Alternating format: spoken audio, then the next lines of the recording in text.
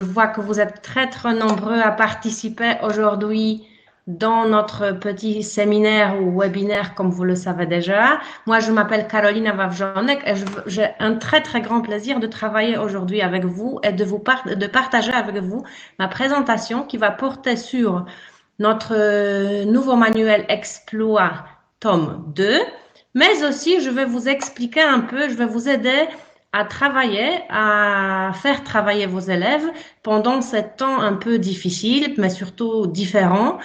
Et je vais vous surprendre plutôt parce que moi, j'ai préparé plutôt une présentation portant sur des tâches qui ne vous sont pas surprenantes. Ça veut dire, je ne vais pas vous montrer comment travailler à distance de manière très technique, moderne, à utiliser les outils qui ne sont pas très, très faciles à modérer, etc. Alors, je vais plutôt me concentrer sur des choses que vous connaissez déjà, mais peut-être auxquelles vous n'avez pas pensé. Alors, comme vous voyez bien, ma présentation s'appelle Comment, à l'aide de notre nouveau manuel Exploit 2, rendre les élèves plus actifs à distance. Qu'est-ce que ça veut dire plus actifs à distance? Ça veut dire que vous pouvez être plus présent chez eux, mais aussi vos élèves, ils peuvent être beaucoup plus actifs chez eux et entre eux. Ça veut dire que vous pouvez faire un petit peu moins, mais vos élèves, ils vont travailler beaucoup plus. Alors, le plan de ma présentation, comme vous le voyez, oh pardon, alors tout de suite, on revient, voilà. Alors, le plan de la présentation, comme vous le voyez, d'abord, je vais vous montrer la construction de notre manuel que vous connaissez, j'espère, parce que vous avez, j'espère aussi, travaillé déjà avec le premier tome que vous connaissez. Peut-être nous nous sommes déjà rencontrés pendant les présentations de l'année dernière où je vous ai montré notre manuel. Et alors, le manuel le deuxième tome, il reprend la construction du premier tome. Alors, si vous le connaissez déjà, très bien. Sinon, vous allez voir de quoi il s'agit.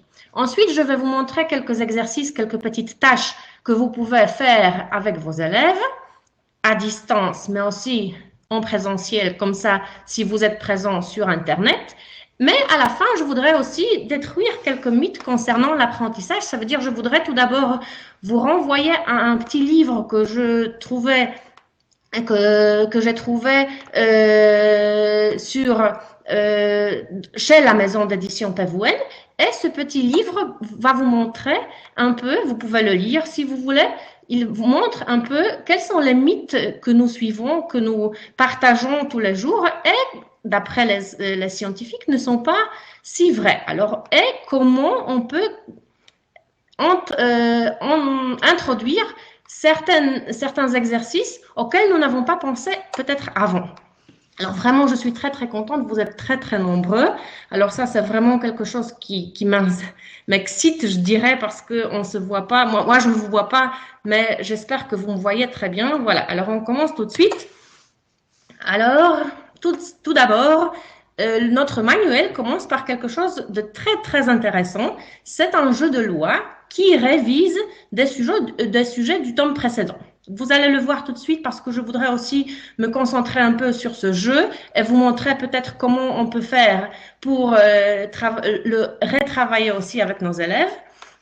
Bien sûr, vous aurez aussi 4 unités qui sont présentées dans le même ordre que dans le premier tome. Ça veut dire que tout de suite, vous allez le voir, mais l'organisation de chaque unité n'a pas du tout changé. Alors, si vous connaissez déjà très bien le manuel, vous ne serez pas surpris. Et il y a aussi, comme c'était le cas du premier tome, vous avez aussi 2 bilans. Ça veut dire, après toutes les 2 unités, vous avez fait à faire un bilan qui ressemble un peu à l'examen DELF, alors qui vous aide à travailler un peu, à faire encore une révision, mais aussi à introduire encore plus d'exercices chez vos élèves. Et alors, comme vous le voyez ici, vous avez tout d'abord, bien sûr, des dialogues authentiques qui sont présentés et qui sont préparés pour vos élèves. Et ce qui m'intéresse le plus et à quoi je voudrais bien attirer votre attention, c'est que tous les dialogues et tous les documents qui sont présentés tout au début de chaque unité ont plein d'images et toutes ces images vraiment vous donne la possibilité de déclencher des petits dialogues, des petites discussions. Alors, regardez déjà, là, vous voyez l'unité numéro 1 de notre deuxième tome et vous voyez qu'il y a toute une belle photo de gens. Ensuite, il y a une photo du supermarché, mais il y a aussi plein de produits que vous pouvez utiliser pour faire plusieurs exercices et c'est à quoi je vais revenir juste après. Et ensuite, comme vous le voyez à droite, dans notre présentation, vous avez ici une autre photo qui présente une table prête pour la fête d'anniversaire ou d'une autre occasion.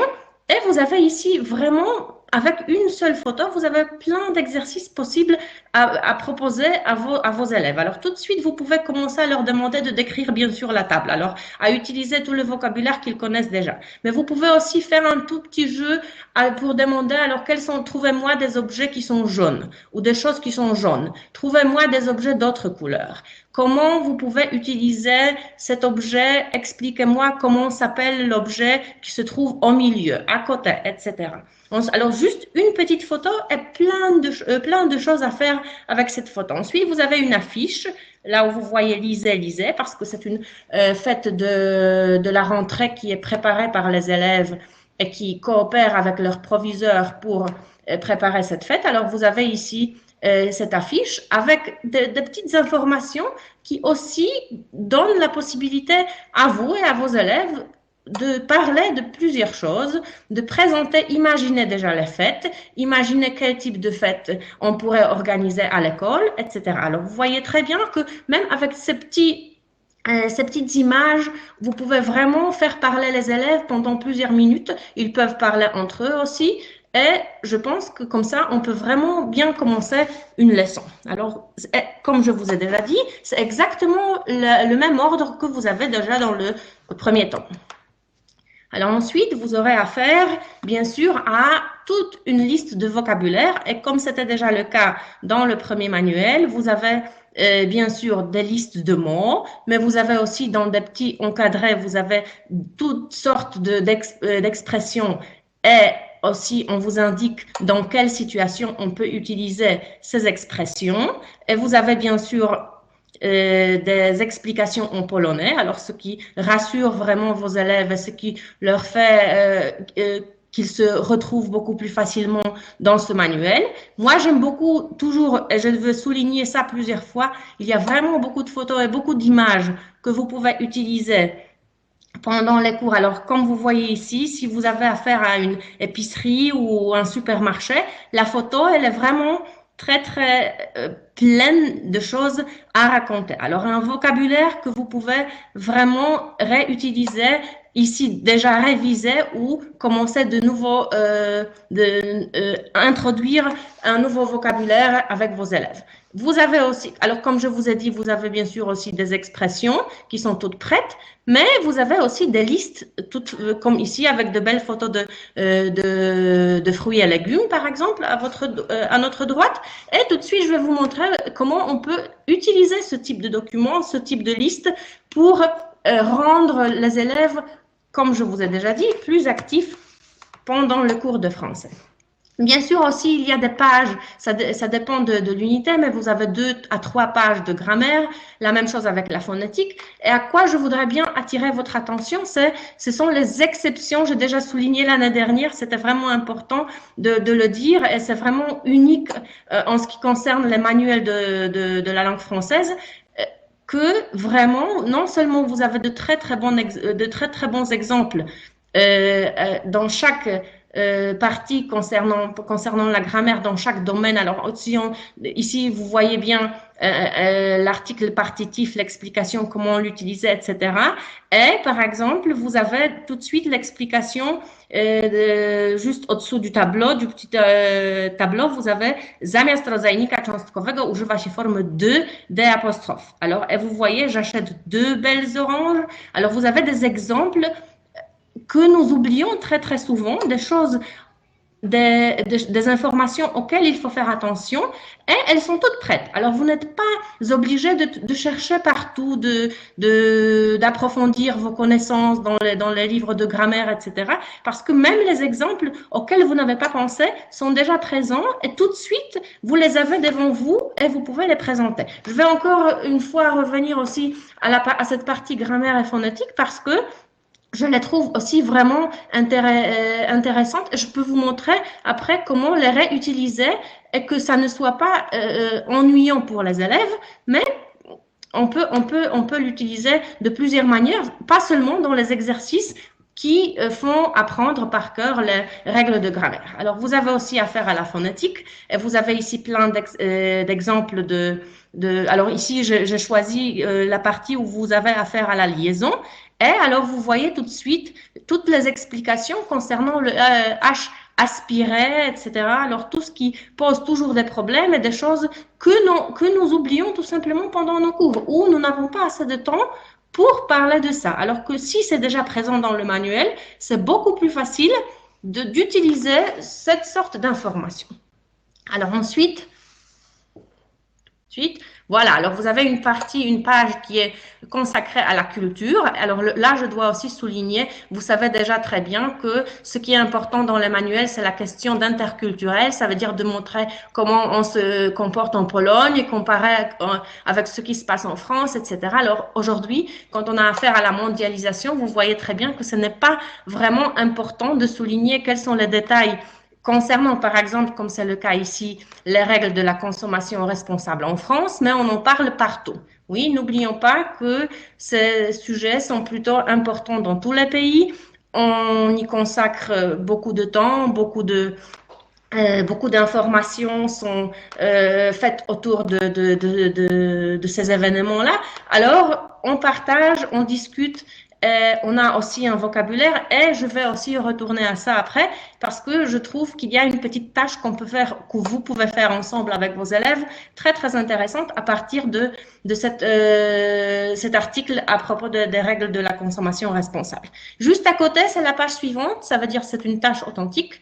Je vous montre ici, peut-être vous ne voyez pas très bien, mais vous avez exactement, on vous explique exactement comment pas à pas travailler une tâche authentique en classe. Je sais très bien, nous l'avons déjà discuté plusieurs fois pendant nos conférences, que on n'a pas assez de temps pour faire des tâches authentiques chez vous en classe, mais je vous assure que c'est un travail qui marche très très bien et je pense que même aujourd'hui, quand vos élèves restent à la maison, ils restent chez eux, mais ils sont toujours capables de se contacter entre eux, et ils sont entourés de leur famille, etc., ils peuvent très bien se débrouiller avec ces tâches et peut-être même ils trouveront un peu plus de temps et ça sera un peu plus intéressant. Parce que s'ils sont en classe, c'est 45 minutes que vous avez ensemble, ce n'est pas assez, mais quand vous les voyez, quand vous ne les voyez pas directement, mais ils sont chez eux et ils ont plein de temps, peut-être qu'ils pourront consacrer un peu plus de temps là-dessus. Alors ensuite, vous avez aussi, comme c'est toujours le cas, la partie « Je révise ». Alors, toutes les expressions utiles qui ont été montrées dans cette unité, que les élèves peuvent ou doivent même réviser avant de créer un contrôle ou pour s'assurer que déjà, ils ont appris tout ce qu'il fallait apprendre dans cette unité. J'ai oublié de vous le montrer, mais c'est aussi, comme c'était le cas dans le premier tome, au début de chaque unité, vous avez bien sûr une petite information sur les compétences que les élèves vont utiliser et vont apprendre pendant qu'ils vont travailler cette unité, mais aussi le vocabulaire auquel ils vont avoir affaire, etc. Et comme j'ai déjà aussi souligné, vous avez deux bilans. Alors ici, vous avez l'exemple du premier bilan qui est juste après la deuxième unité. Et vous avez le même type de bilan après la quatrième unité. Alors, ils sont deux. Et comme vous voyez très bien, alors vous avez des photos, vous avez des images. Alors, encore une fois, même si vous ne voulez pas ou vous ne voulez pas un introduire ce type d'exercice, ça veut dire directement les bilans, les élèves ne veulent pas se tester, etc. Alors, vous pouvez utiliser toutes ces photos, vous pouvez utiliser tous ces exercices d'écoute parce qu'ils sont avec vraiment plein de couleurs, avec beaucoup d'informations qui peuvent être réutilisées. Et toujours, comme vous le savez très bien, j'espère que c'est toujours le but aussi dans vos classes, de faire parler vos élèves. Alors ensuite, je voudrais bien aussi souligner que bien sûr, nous avons ici un cahier d'exercices.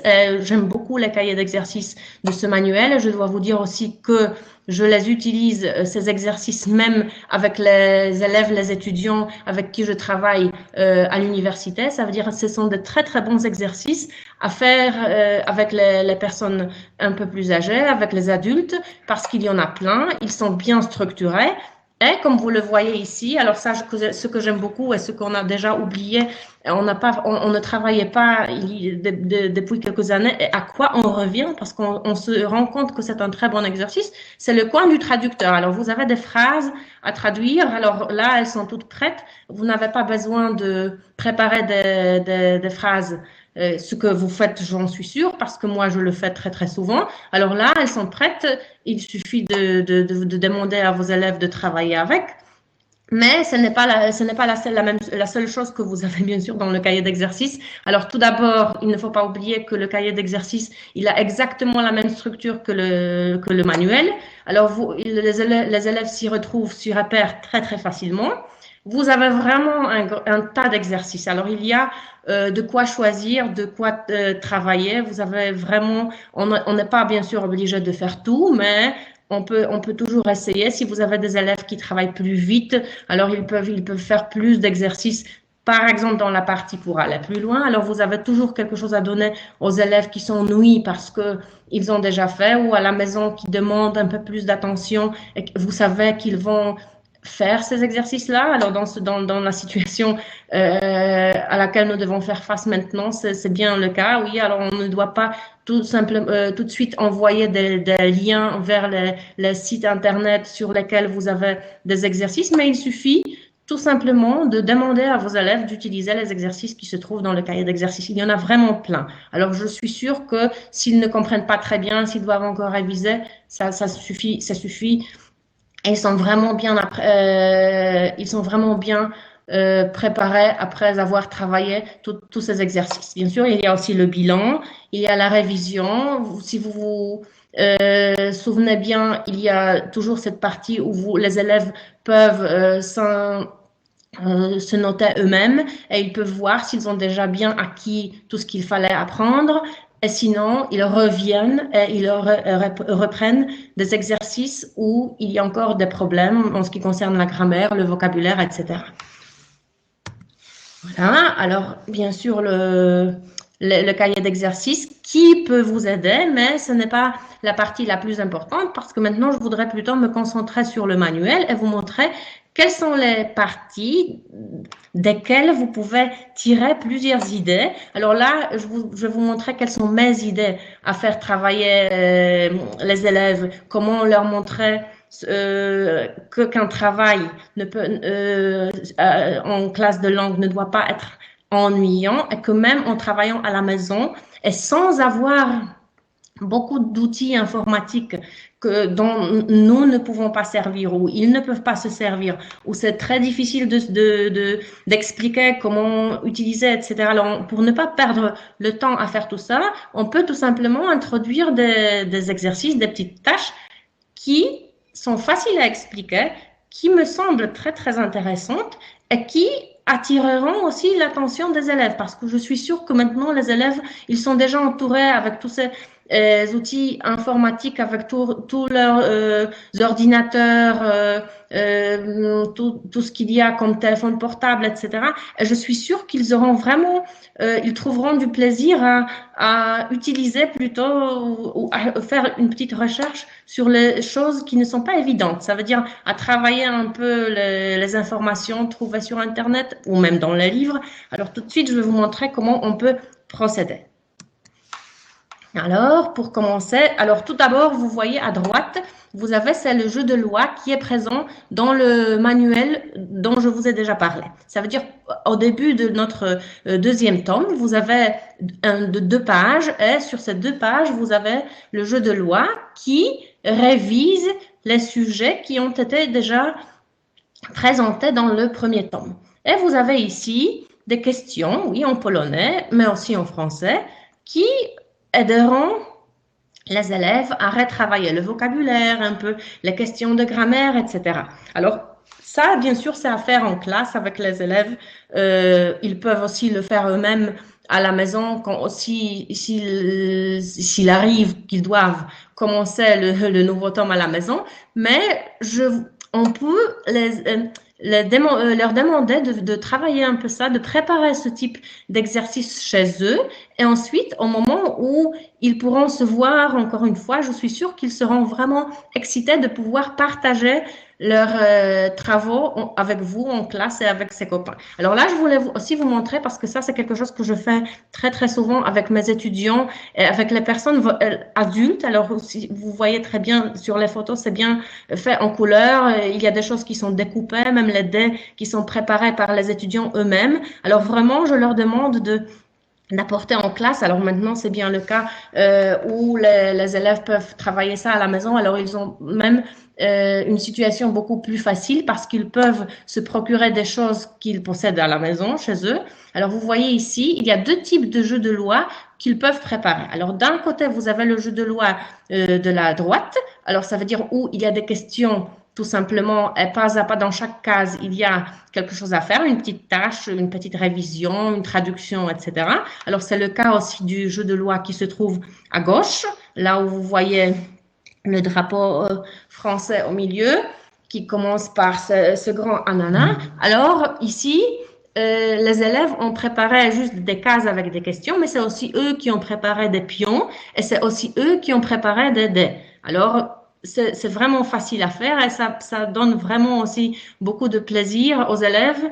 Et ici, alors d'un côté, vous avez les exercices et les petites tâches qui sont sur les cases. Et bien sûr, il faut introduire les règles. Alors les élèves doivent savoir comment demander d'avancer ou de reculer, etc. Alors bien sûr, il faut préparer le vocabulaire avant. Mais il y a aussi une autre possibilité, c'est le jeu de loi qui se trouve au milieu. Alors là, vous avez des petites cartes et il y a des cartes, par exemple, mes étudiants, ils font des cartes vocabulaire ou des cartes grammaire ou des cartes culture, etc. Il y a des questions. Alors ça dépend de la case sur laquelle vous vous retrouvez. Et si vous avez, alors si vous êtes après avoir avancé de quelques pas, alors vous retrouvez sur une case grammaire. L'élève, il doit tirer au sort une carte de la partie grammaire et il doit répondre à la question. La même chose avec la partie vocabulaire, culture, où il y a aussi des surprises. Alors vraiment, c'est quelque chose qui est très, très intéressant et vous pouvez voir, les élèves, ils ont vraiment beaucoup d'idées et ils sont vraiment très, très excités quand ils peuvent travailler ça. Alors là, je vous montre seulement deux exemples, mais je dois vous dire que j'en ai plein chez moi parce que les étudiants, après, on le fait normalement après un semestre de travail. Mais vous pouvez le faire à chaque moment. Alors même après avoir fini une unité, c'est très très intéressant et ça donne vraiment. Ils peuvent, mais même maintenant, ils peuvent partager les tâches. Je sais pas, il y a des personnes qui peuvent travailler en préparant des cartes de grammaire, etc. Il y en a d'autres qui font autre chose. Et puis, quand ils se revoient à l'école, ils pourront voir si ça marche vraiment. Bien sûr, après, il faut vérifier et il faut échanger les jeux et chaque groupe doit jouer au jeu de leurs voisins. Alors, ça marche comme ça. Et je vous assure que c'est vraiment un très, très bon exercice. Et vraiment, surtout la partie où il faut colorer, où il faut choisir, il faut découper, etc. Parce que les élèves qui sont déjà assez grands, ils ne le font plus. Alors, ça leur donne vraiment, vraiment envie de montrer leurs possibilités artistiques. Alors ensuite, ce que je vous propose, c'est peut-être quelque chose qui demande un peu plus de travail de votre part ou de la part des élèves, ça dépend comment vous voulez partager les tâches. Mais vous avez ici la partie vocabulaire à gauche, c'est une partie qui porte sur les aliments. Et vous avez toujours, et c'est vraiment aussi très très intéressant de voir cette petite partie dans notre manuel, cette partie, le saviez-vous? Et ici, vous avez une description en polonais et il vous explique ici le monde des viennoiseries. Alors, ce qui est vraiment très, très intéressant, parce que je dois déjà attirer votre attention sur le mot viennoiserie. Et pour moi, déjà, c'était un moment quand je lus l'histoire des viennoiseries, etc., je me suis posé la question d'où vient le mot. Alors, bien sûr, vous le savez très bien que le mot viennoiserie vient du nom de la ville Vienne. Alors, déjà, vous voyez que ici, si vous attirez l'attention de vos élèves à cette idée-là, d'où viennent les viennoiseries, comment on les prépare, etc., je suis sûre qu'ils seront ravis de faire une petite recherche. Quelles sont les viennoiseries, quelles sont les autres possibilités. Ça veut dire si dans les pâtisseries françaises, on peut acheter que des viennoiseries. Si, vous pouvez bien sûr attirer leur attention sur les pâtisseries, ensuite sur les sucreries, leur montrer des différences. Mais ce qui est ici intéressant, c'est par exemple aussi de leur montrer les différences entre la langue française, c'est-à-dire les viennoiseries, et, je ne sais pas si vous le savez, maintenant en anglais, on appelle ça Danish pastry. Alors déjà, le mot Danish, ça veut dire que ça vient du Danemark. Alors, pour demander maintenant aux élèves de faire une petite recherche, pourquoi en anglais c'est comme ça, et pourquoi en français on a affaire à un mot complètement différent. Et je pense que chaque élève pourrait ici faire vraiment une petite recherche. Alors, moi, j'attire votre attention sur la viennoiserie, mais vous voyez ici sur les photos, il y a, je sais pas, le poulet. Alors déjà, vous avez le poulet, vous avez la dinde. Alors, pourquoi la dinde s'appelle la dinde? Toute cette histoire qui est liée à la découverte de l'Amérique, oui, et pourquoi en anglais ça s'appelle turkey. Alors déjà, la comparaison, ça doit être très, très intéressant aux élèves. Pour les élèves. Et vous avez ici, alors vous voyez des croissants, vous avez la baguette. Alors, quelle est l'histoire de la baguette? Quelle est l'histoire du croissant? Vraiment, je suis sûre, vous avez sur TV5 Monde, sur le site que vous connaissez, j'en suis sûre, sur TV5 Monde Apprendre, vous avez ça s'appelle une petite histoire de. Et vous avez par exemple l'histoire du croissant, l'histoire de la baguette, etc., etc. Alors, pourquoi ne pas demander à vos élèves de faire cette petite recherche et de s'éduquer un peu plus pour pouvoir ensuite partager ces connaissances avec leurs collègues et de faire une petite présentation, ou même pas une présentation, mais raconter un peu comment ça se passe. Et pourquoi je mis toutes ces photos à droite? Parce que pour moi, alors si vous pensez aux viennoiseries, il faut tout de suite aussi penser aux pâtisseries. Alors pourquoi ne pas non plus faire une petite recherche, demander à vos élèves de trouver pourquoi le gâteau qui est très connu en Pologne, peut-être un peu oublié aujourd'hui, mais qui s'appelle eklerka. Alors pourquoi il s'appelle eklerka? Ça vient du mot français éclair et du gâteau français éclair, mais pourquoi? Alors, quelle est l'histoire qui se cache derrière? Oui, que vous avez, c'est un gâteau éclair, ça veut dire comme la fermeture éclair, alors que vous pouvez manger en un très très vite moment. Oui, alors vous mettez dans votre bouche, en français d'habitude c'est très petit, alors c'est un gâteau qui disparaît vraiment très très vite. Oui, vous avez aussi une petite Charlotte à droite. Alors, cette petite Charlotte, pardon, l'histoire de la Charlotte, je ne sais pas si vous la connaissez, mais c'était une princesse russe qui avait engagé, plutôt c'était son père qui avait engagé dans leur cour un cuisinier, un pâtissier français, et cette fille s'appelait Charlotte. Alors, pour souligner comme elle était importante dans la cour et comme elle était belle, le pâtissier, il a décidé de nommer le gâteau après le prénom de cette fille. Alors, pourquoi ne pas demander à vos élèves de faire, vous savez, ce ne sont pas les seuls gâteaux que vous pouvez retrouver dans la langue polonaise qui sont toujours mangés, qui prennent leur nom de l'histoire française. Vous avez bien sûr aussi affaire au baba, alors le petit baba ou le grand baba. Vous avez aussi le gâteau qui s'appelle beza en polonais, qui vient du français, du mot français baiser. Alors, d'un côté, de l'autre côté, vous avez ici des petits macarons, vous avez des madeleines, alors des gâteaux très, très traditionnellement liés à la France. Alors, pourquoi ne pas demander à vos élèves de faire une petite recherche sur l'histoire des gâteaux français? Et finalement, s'ils font une telle présentation, pourquoi ne pas leur demander de créer eux-mêmes un gâteau? Alors, préparer une petite recette, expliquer comment faire ce gâteau et donner un nom intéressant à ce gâteau. Et ensuite, expliquer pourquoi ce gâteau s'appelle ainsi. Pourquoi maintenant, par exemple, ne pas préparer ce gâteau pour Pâques? Pourquoi ne pas le servir à la famille? Et pourquoi ne pas raconter toute cette histoire et montrer des photos ou même faire un film après Pâques? Alors, je suis sûre que ça intéressera vos élèves et ils auront beaucoup de plaisir à retrouver toutes ces informations, à découvrir toutes ces histoires. Et comme ça, ils auront appris beaucoup de mots nouveaux sans même avoir ce sentiment de travailler très dur. Parce que c'est quelque chose qu'ils font maintenant avec leur famille à la maison. Ils préparent des gâteaux, ils cuisinent. Alors, pourquoi ne pas les inciter à faire tout ça? Alors, la proposition suivante que je voudrais vous montrer, c'est le vocabulaire que je vous ai déjà montré, des fruits et des légumes. Et je vous propose ici un petit jeu qui s'appelle un récit à tous les sens. Les sens, ça veut dire la vue, l'odorat, etc.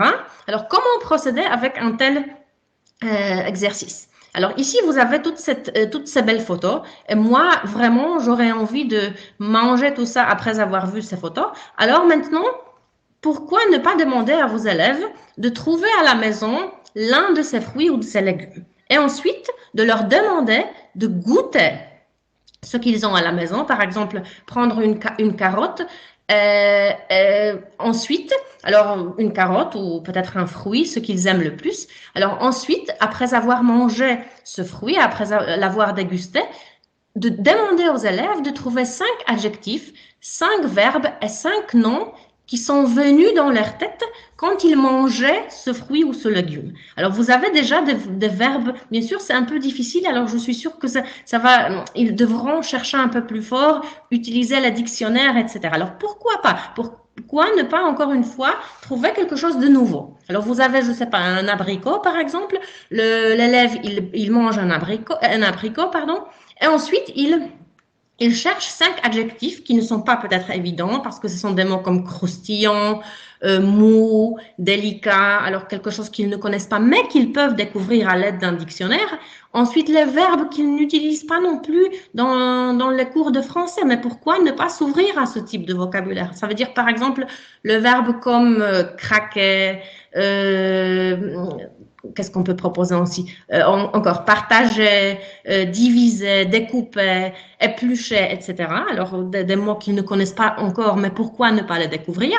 La même chose avec les substantifs. Et ensuite, vous pouvez vérifier, alors vous pouvez demander à vos élèves de vous envoyer ces petites listes ou peut-être partager avec les autres. Ils peuvent choisir les mots qu'ils aiment le plus. Et ensuite, en groupe, ça veut dire en se communiquant sur les chats ou en s'écrivant, ou chacun seul à la maison, ils peuvent écrire un récit. Alors là, vous devez bien sûr déterminer le nombre de mots à utiliser dans le récit. Et ici, par exemple, le titre de ce récit, le meilleur moment de ma vie. Bien sûr, ça, c'est le titre que j'ai choisi, mais vous pouvez proposer n'importe quel titre. Vous pouvez choisir, par exemple, le jour où j'ai retrouvé l'amour de ma vie, où j'ai rencontré ma femme idéale, etc., etc.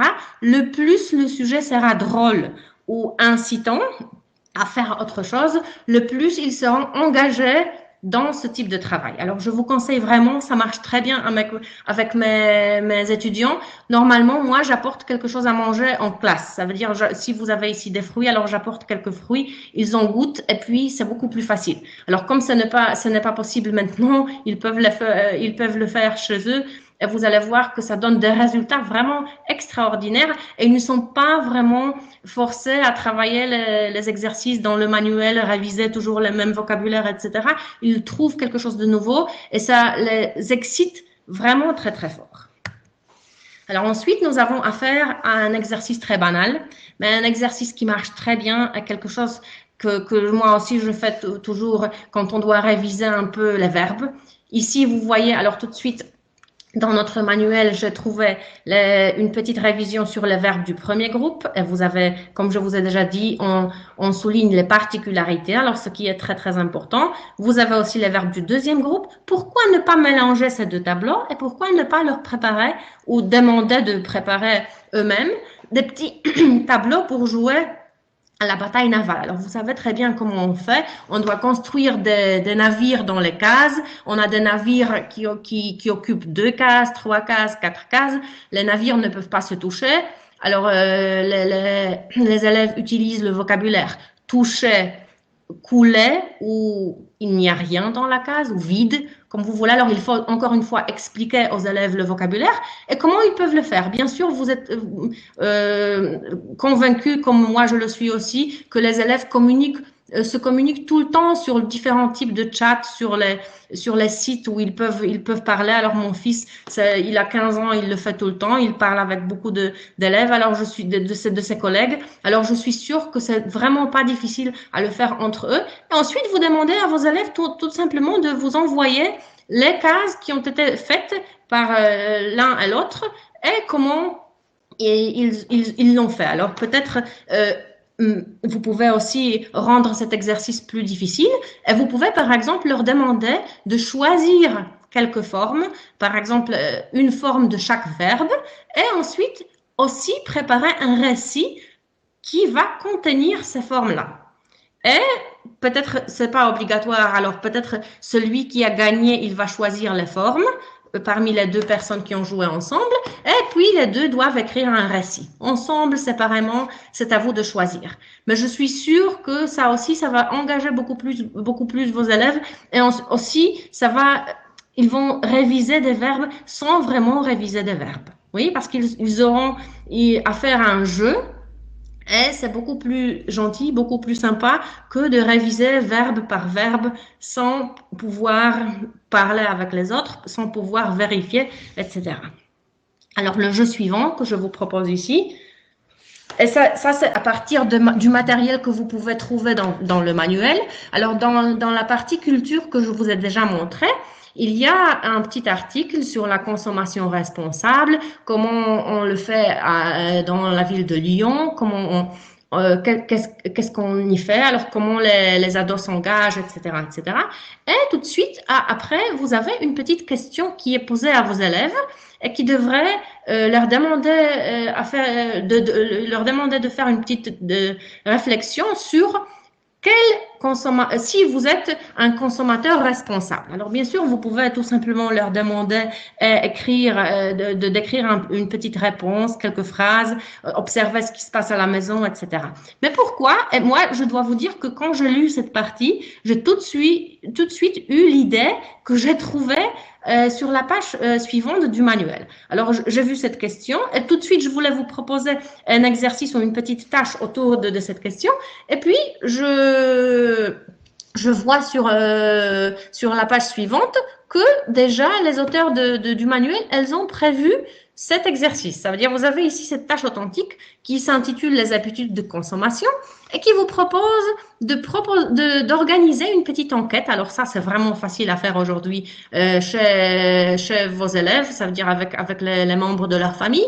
Vous pouvez proposer une enquête, une petite recherche parmi les membres de la famille, ou peut-être aussi parmi les autres personnes, mais ça, il faut le faire via Skype ou autre communicateur.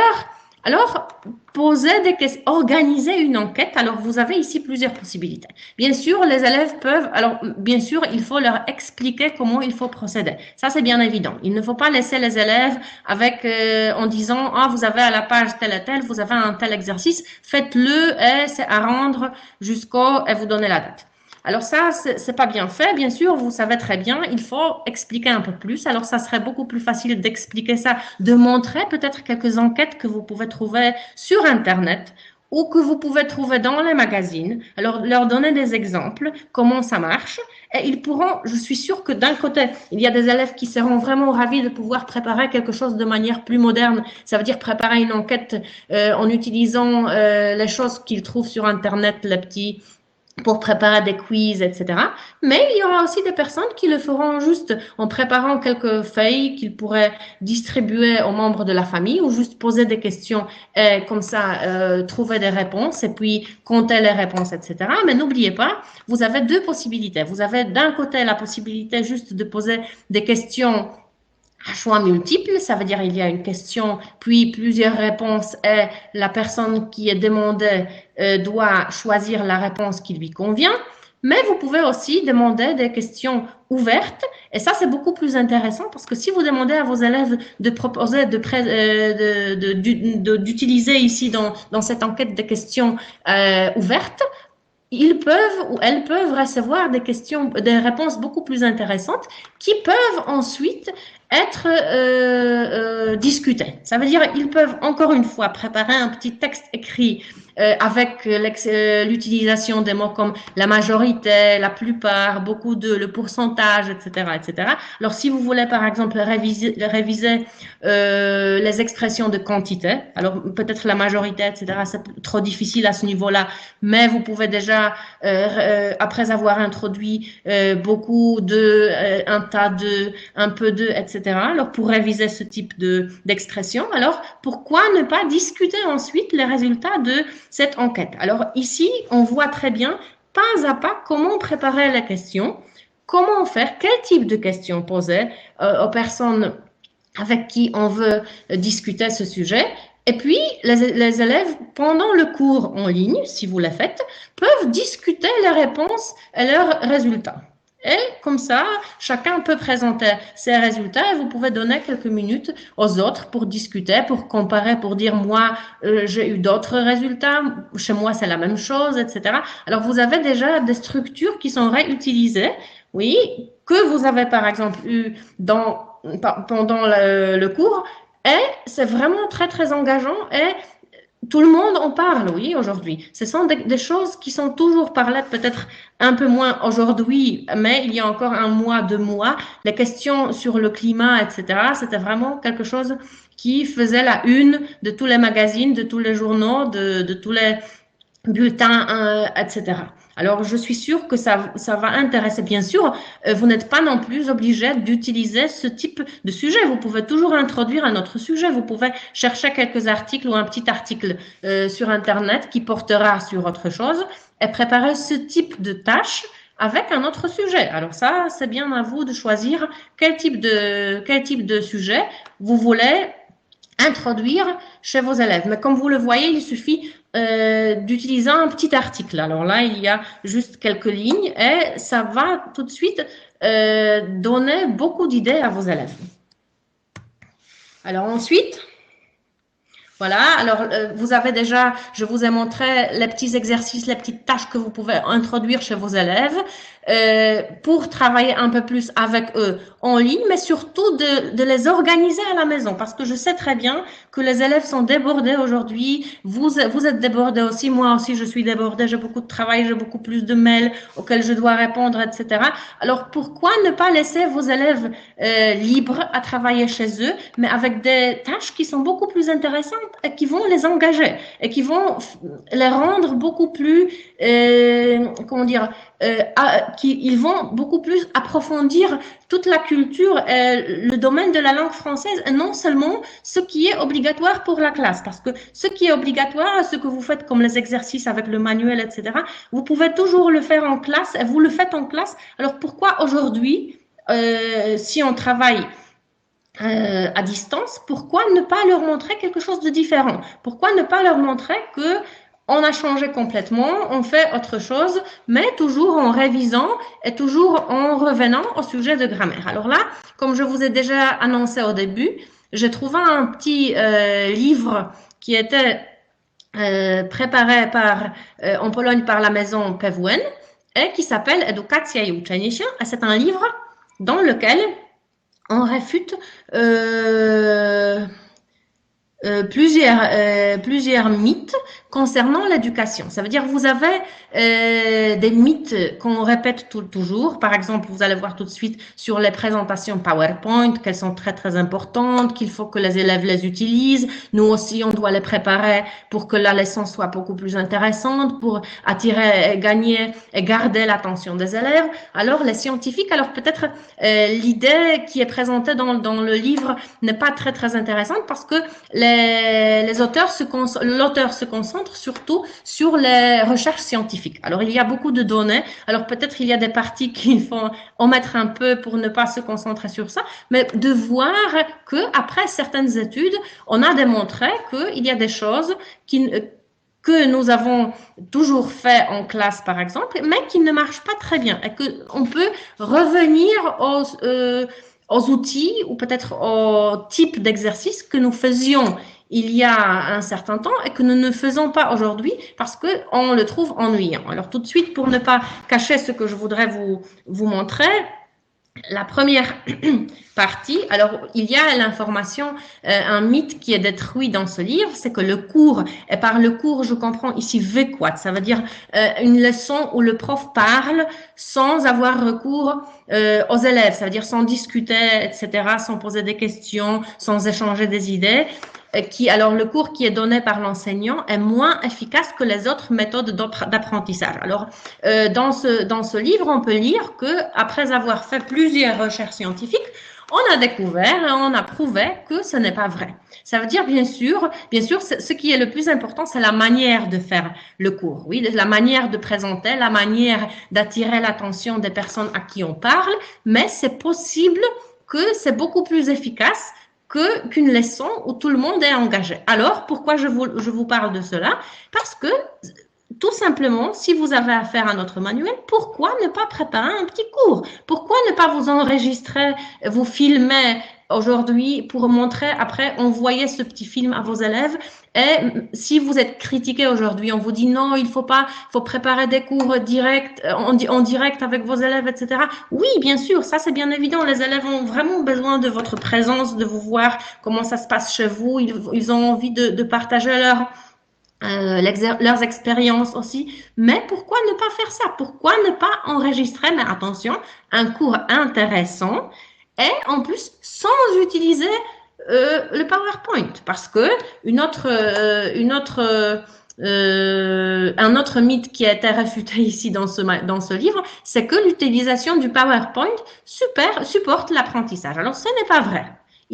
Vraiment, les recherches ont prouvé que c'est pas évident. Oui, on ne doit pas, le cours ne va pas être plus intéressant, pardon, si vous utilisez votre petit PowerPoint. Alors, pourquoi ne pas préparer un cours intéressant? Alors, vous voyez déjà, ici, vous avez toujours cette petite partie grammaire qui est présente dans notre manuel. Vous avez ici le futur simple et aussi la forme impersonnelle. Et il y a vraiment beaucoup d'exemples. Alors, pourquoi ne pas utiliser ces exemples, raconter un peu, peut-être ajouter quelques images, montrer, parler en changeant, en utilisant différents types de voix, etc. Mais pourquoi ne pas l'expliquer directement aux élèves? Oui, ça ne doit pas, on dit aujourd'hui que cette méthode, non, il faut que les élèves déduisent eux-mêmes, etc. Oui, mais de temps en temps, il y a des questions qui sont vraiment difficiles et les élèves ne comprennent pas eux-mêmes. Il faut leur expliquer comment ça marche. Et vous ne devez pas vous sentir coupable si vous dites, oh non, moi je suis un enseignant vraiment ancien parce que je fais des cours comme ça, cours en disant VQuat, oui. Mais moi, je suis un enseignant moderne et je suis capable de préparer un cours, donner un cours qui soit intéressant. Alors ça, c'est important. Mais on est toujours capable, avec toutes ces informations que vous trouvez dans le manuel, vraiment, vous n'êtes pas obligé de fouiller dans des manuels de grammaire que vous avez eus pendant vos études ou des informations que vous pouvez trouver sur Internet. Tout est là. Il suffit de donner ces exemples-là.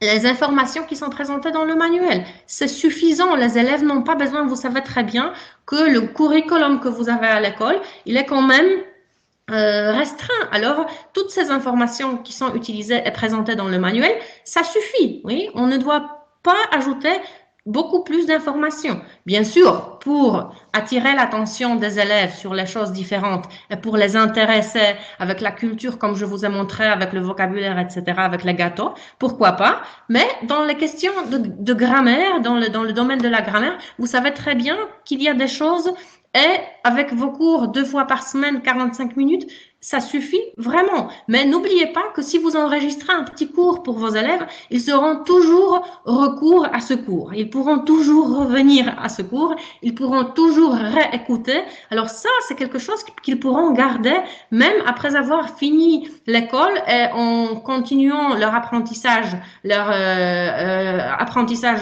du français, ils pourront voir, réviser, etc. Alors ça, c'est une possibilité. Ensuite, je voudrais bien vous montrer que les scientifiques ont aussi démontré que les tests à choix multiples ont moins de valeur que les autres. Pardon, ils ont dit que ce n'est pas vrai. Ça veut dire que les tests à choix multiples ont moins de valeur que les autres méthodes d'évaluation. Bien sûr, aujourd'hui, on parle de l'évaluation formative, etc., alors qu'on peut préparer nos élèves, leur expliquer, etc. Mais on a prouvé dans la recherche que les tests à choix multiples, ça sert à quelque chose. Alors pourquoi ne pas les utiliser? Il y en a dans le manuel. Il ne faut pas se sentir encore une fois coupable que vous le faites. C'est bien, les élèves doivent faire aussi des tests à choix multiples ou des tests standardisés comme vous le voyez. Ils sont capables, ces tests, s'ils sont bien sûr bien faits, mais c'est bien le cas des tests qui sont dans notre manuel et dans le cahier d'exercice, ils laissent à prévoir les résultats de l'apprentissage. Alors ça, c'est quelque chose qui vous semble, qui est vraiment très, très utile. Et il ne faut pas vraiment avoir de remords et se dire, oh, pourquoi je le fais, pourquoi mes cours ne sont pas si excitants. Ça ne doit pas toujours être excitant. On doit apprendre des choses. Alors, il y a différentes manières et vous le savez très bien, vous avez fait plein de tests dans votre vie. Les élèves les font aussi. Et souvent, ça devient aussi intéressant. Et en plus, c'est prouvé par la recherche scientifique que de temps en temps, ça marche. Et ensuite, ce qui n'est pas, voilà. Alors, ici, il y a une autre information que la répétition est une stratégie très forte de l'apprentissage. On demande toujours à nos élèves, à nos étudiants de répéter, de réviser encore une fois. Moi j'ai toujours ce sentiment que mes étudiants n'ont pas appris assez, alors il faut encore revenir au sujet encore une fois et encore une fois. Et ça devient vraiment très, très ennuyant. Alors, pourquoi ne pas leur donner toujours, même si on révise des choses, mais toujours ajouter quelque chose de nouveau? Parce que c'est quelque chose qu'ils aiment, la nouveauté, de découvrir les choses, de voir des choses qu'ils ne connaissent pas encore, d'apprendre, de chercher eux-mêmes. Oui, ça c'est vraiment quelque chose de très très important, vous le savez très bien, mais à l'école normalement on n'a pas le temps. Alors que ici maintenant, on peut donner aux élèves la possibilité de fouiller un peu plus sur Internet, de chercher, mais aussi dans le manuel, sans même avoir recours à Internet, parce que vous voyez très bien ici, nous avons cette petite partie dont je vous ai parlé déjà, qui s'appelle Le saviez-vous, et dans laquelle il y a plein d'informations à découvrir sur les endroits intéressants en France, comme c'est le cas de la Bourgogne ici. Vous avez aussi des informations sur la grammaire, sur le vocabulaire ici concernant les mots comme douzaine, le mot truc machin par exemple, bidule, que je dois vous dire que les élèves adorent. Dernièrement, mes étudiants, ils ont appris ces mots et ils répètent maintenant tout le temps. Ils adorent parce que c'est quelque chose qui n'existe pas en polonais et c'est quelque chose qui est vraiment très utile. Et donc, comme vous le savez très bien, les Français se servent très, très souvent. Alors, ce type d'informations, pourquoi pas leur donner toujours de nouvelles informations sans répéter? Bon, bien sûr, il faut répéter, il faut peut-être couvrir un peu cette révision, mais pourquoi ne pas proposer des choses nouvelles? Oui, alors le mot nouveau, je trouve que ça peut vraiment aider les élèves, aider à attirer l'attention des élèves envers nos cours. Et je pense que c'est tout. En ce qui concerne ma présentation et les possibilités d'utilisation, le manuel à distance, oui, mais le type les exercices que vous pouvez faire à distance, mais les exercices qui sont faciles à gérer, et les exercices que vous pouvez vous pouvez préparer de la maison et sans se sentir coupable que vous n'êtes pas vraiment à l'aise avec les outils informatiques qu'on vous propose aujourd'hui. Alors ça, c'est une chose, mais la chose que je voudrais aussi souligner, c'est que n'oubliez pas, vous avez le manuel, avec le manuel, vous avez un cahier d'exercice, alors ça, vous le savez très bien. Et vous avez aussi le site internet de la maison PVN, c'est www.academia, alors que vous connaissez, j'espère, et que vous utilisez, parce qu'il y a plein de ressources, il y a des tests différents, il y a tous les documents nécessaires que vous devez toujours fournir à l'école qui sont aussi présents sur ce site. Et aussi, je dois vous souligner cela, je dois vraiment vous intéresser à ce livre. Ça veut dire celui que vous voyez sur la photo, c'est Repetitorium z języka francuskiego. C'est un livre qui est très, très bien fait. Alors, d'un côté, vous avez des listes de vocabulaire. Tout est là. Alors, vous n'avez vraiment pas besoin, même si vous voulez préparer les exercices dont je vous ai parlé, vos élèves, ils ont les listes dans chaque domaine, par exemple, je sais pas, la nourriture, les vêtements, la vie de famille, la culture, etc. Mais puis, il y a des exercices. Alors, tout d'abord, concernant le vocabulaire, mais ensuite, ce sont différents types d'exercices, comme ce sont les exercices que vous pouvez voir pendant le baccalauréat, mais aussi à l'examen DELF, basés sur les articles de presse, sur les sites internet, etc., etc., etc., et qui sont vraiment, qui se développent. Ça veut dire leur niveau va du niveau A1 à 2, mais jusqu'au niveau B2, et même, je dirais qu'il y a des exercices écrits ou des exercices de compréhension ou de grammaire qui sont vraiment un B2+. Alors, peut-être vous n'avez pas beaucoup d'élèves de ce niveau-là, mais il y en a parmi vos élèves, vos apprenants adultes ou parmi les personnes avec qui vous travaillez, peut-être sur Internet, peut-être dans des écoles de langue, etc. Alors, je vous remercie vraiment de votre attention. Si vous avez des questions, bien sûr, n'hésitez pas. Je suis là pour répondre à vos questions. Maintenant, voilà, je vois. Alors, il y aura le livre pour les profs. Alors, d'après ce que je sais, oui, il y a le livre. Alors, vous avez ici le livre qui est accessible sur le site. Oui, Academia. Et vous pouvez voir. Alors, est-ce que c'est online? Non. Le répétitorium, il faut l'acheter. Alors, mais je vous conseille vraiment, moi, je l'utilise à tous les niveaux et c'est quelque chose qui est vraiment très, très intéressant et qui va vous aider. Vous allez vous en servir très, très souvent. Alors, vraiment, ça vaut le coup de l'acheter. Le multibook offline ressemble à celui de Francophonie. Alors, là, c'est un peu difficile de comparer pour moi parce que je connais pas très bien Francophonie. J'ai travaillé avec ce manuel un peu, j'ai connu je l'ai vu, je vais dire, oui, plusieurs fois, mais j'ai jamais travaillé avec le manuel. Alors là, je peux pas vous répondre. Oui, voilà, vous avez encore des questions? Ah, il y a quelqu'un qui écrit, alors je vous attends. Bien sûr, moi, je suis aussi disponible si vous avez plus de questions, si je peux vous, voilà, le multibook exploit. Ah, alors vous parlez entre vous, très bien. Alors ça, c'est une très très bonne chose. Je suis sûre que vous pouvez vous conseiller entre vous aussi. Vous êtes là des spécialistes. Moi, c'est juste pour vous montrer quelques exercices de plus. Voilà, alors si vous n'avez plus de questions, moi je vous remercie beaucoup. Et je voudrais vous dire encore que, là je voulais le dire au début, mais c'est juste que normalement, je ne sais pas si vous avez vu, mais à la télé, les spécialistes, derrière eux, ils ont toujours une petite étagère avec des manuels, des livres, etc. Alors chez moi, malheureusement, les étagères se trouvent dans le couloir, je ne pouvais pas les exposer. Alors, mais si, il y a des livres chez moi. Alors, si vous avez douté, il y a un spécialiste sans livre. Alors non, il y a des livres chez moi, mais ici, c'est mon salon, alors il n'y a pas de livres. Voilà. Alors, je vous remercie beaucoup. Pas de questions, voilà. Alors, si c'est tout, et j'espère vous revoir encore peut-être, pas de manière virtuelle, mais dans la vie réelle.